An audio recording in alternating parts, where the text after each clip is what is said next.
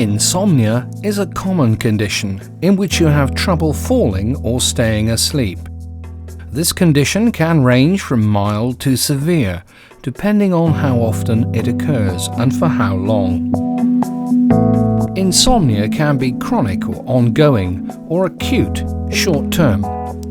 Chronic insomnia means having symptoms at least 3 nights a week for more than a month. Acute insomnia lasts for less time.